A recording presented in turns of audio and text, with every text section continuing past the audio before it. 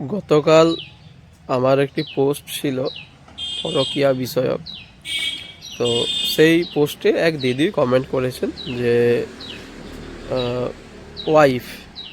ওয়াইফের কুণ্ডলিতে কি যোগ থাকলে হাজব্যান্ড এক্সট্রা ম্যারিটাল অ্যাফেয়ারে জড়িত হতে পারেন। এক্ষেত্রে বলি, সপ্তম ভাব যদি কোনো পাপগ্রহ দ্বারা পীড়িত হয় বা নবম ভাব যদি পাপগ্রহ দ্বারা পীড়িত হয়, সেক্ষেত্রে কিন্তু হাজব্যান্ডের এক্সট্রা ম্যারিটাল অ্যাফেয়ারে যাওয়ার সম্ভাবনা থাকে। মঙ্গল গ্রহ যদি কোনো দ্যাতক গ্রহ যেমন বুধ, শনি, এক্ষেত্রেও কিন্তু হাজব্যান্ডের এক্সট্রা ম্যারিটাল অ্যাফেয়ার আসতে পারে। আমি উদাহরণ হিসাবে একটা জন্মকুণ্ডলী দিয়েছি।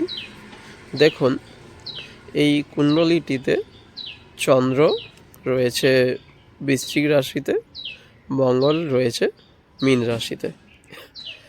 এই বিবাহ কারক গ্রহ মঙ্গল জলরাশিতে রয়েছে এবং এই গ্রহটি চন্দ্রের সাথে ত্রিকোণে রয়েছে। মঙ্গলের সাথে চন্দ্রের যোগাযোগ থাকা মানে এর হাজব্যান্ডের মধ্যে একটু চিটিং টেন্ডেন্সি থাকবে। এক্ষেত্রে বলা যায় যে জাতিকার হাজব্যান্ডের বিবাহ বহির্ভূত সম্পর্ক আসতেই পারে। এটা এরপর প্রতিকার নির্ভর করছে উভয়ের জন্মকুণ্ডলীকে দেখে সেটা ব্যালেন্স করার পর।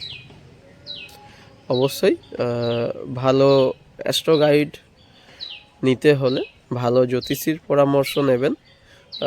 মানে জাস্ট জন্মকুণ্ডলী একজনের দেখলাম প্রতিকার বলে দিলাম, এই ক্ষেত্রে কিন্তু হবে না। উভয় কুণ্ডলীকে পর্যাপ্ত পরিমাণ পরীক্ষা নিরীক্ষা করে তারপর বিচার করা প্রয়োজন রয়েছে। আজকের মতো ভিডিওটি এখানেই শেষ করছি। যদি ভালো লেগে থাকে অবশ্যই ভিডিওটি শেয়ার করবেন।